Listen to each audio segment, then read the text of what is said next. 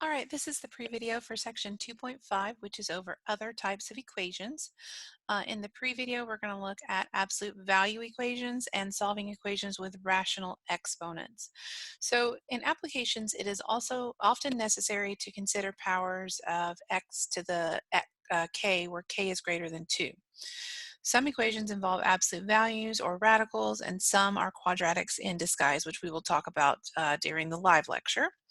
In this section, we are going to give examples of equations of these types that can be solved using elementary methods. So the first type we're going to talk about is the absolute value equations.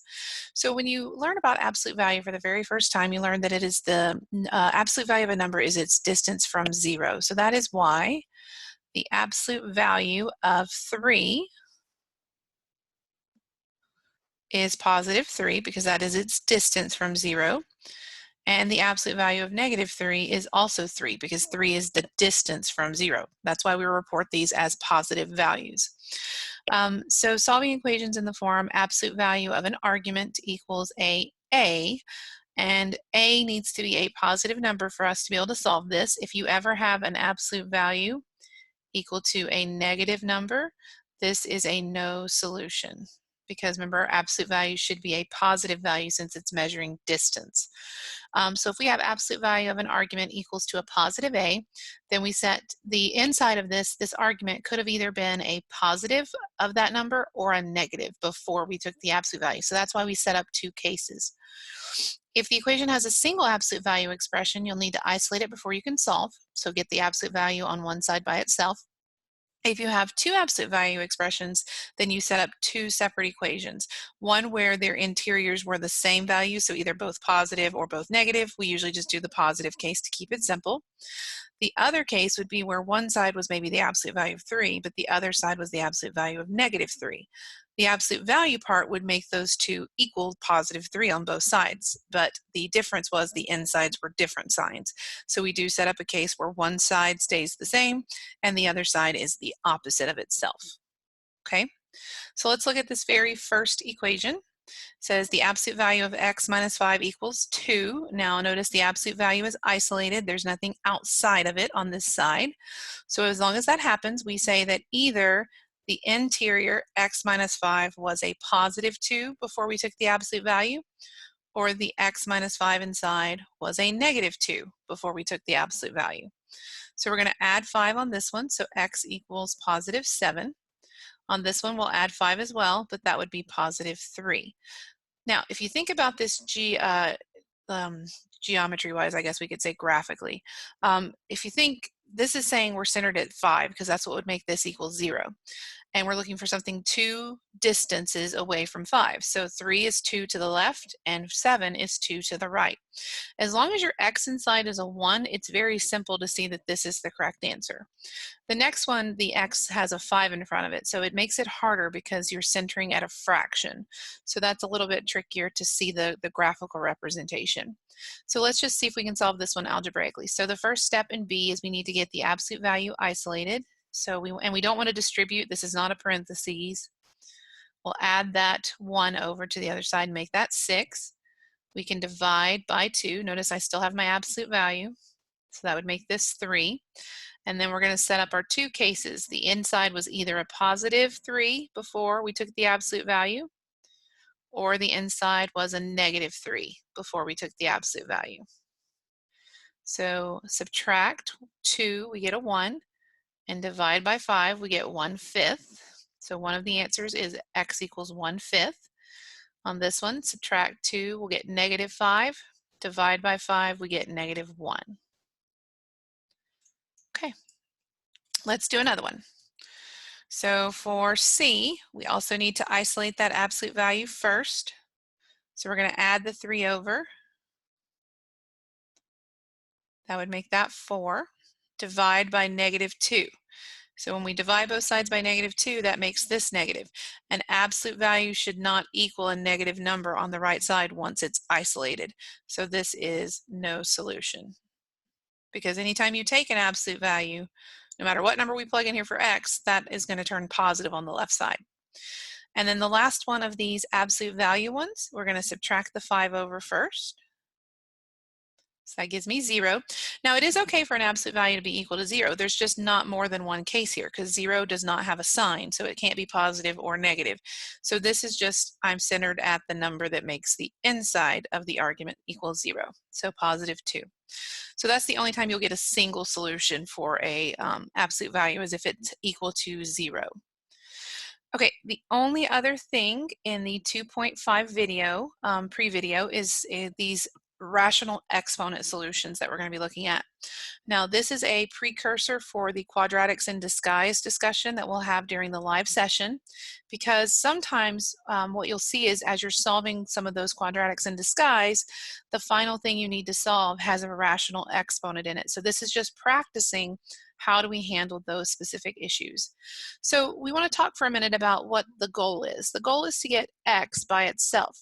So if you want to get x by itself, we need to get rid of this 3/5 as the exponent. The only way we can get rid of it is to raise both sides to the reciprocal of that. So if you raise this to the 5/3, that will be 15 over 15, which would be x to the first power.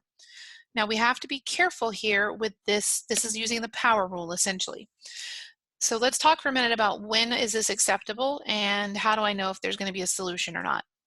So the first thing is when you first look at your x to the m over n, let's say it equals a positive number.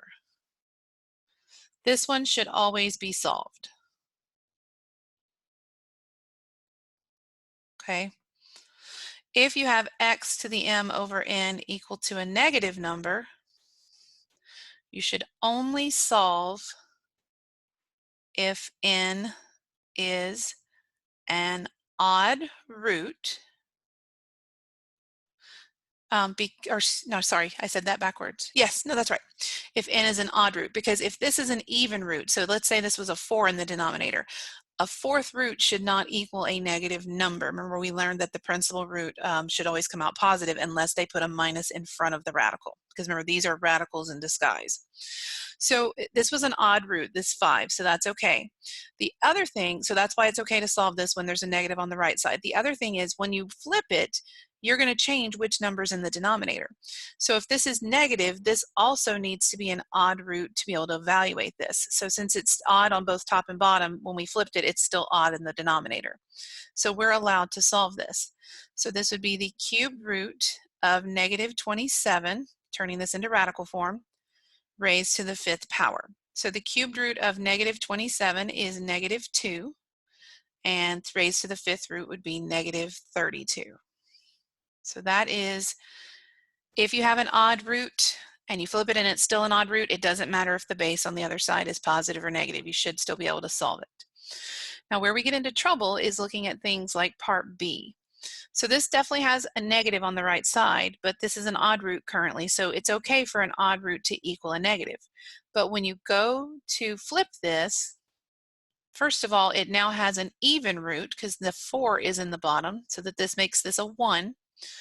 And when you take an even root of both sides, you have to add on plus or minus, because it's just like if we're saying 4 squared is 16, well, negative 4 squared is also positive 16. So if when the fraction flips and the new denominator is even, you need to add plus or minus in front of it, okay? So plus minus. So when we rewrite this, this is now x equals the plus minus 4th root of negative 49, and then we're going to cube all that. Because remember, you can cube after you've taken your root. But unfortunately, because that right side had a negative number, this is not a real number. Remember, real numbers are, if they're even roots, you should have a positive underneath your radical.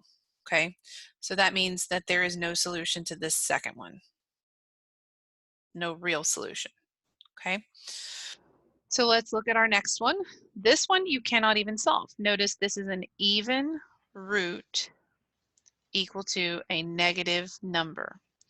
that should never be true because remember, even roots, if there's no plus or minus in front of it currently, then it should not come out as a negative answer. The reason we have to put the plus or minus in part B is because we added that root by flipping it, okay? But if you're currently even root as an original, you should be equal to a positive number. So this one also is no solution. So we're just showing you different scenarios. Okay, let's talk about the last two. This one is an odd root equal to a positive, so we have no problems with solving any odd roots. You can solve them no matter what.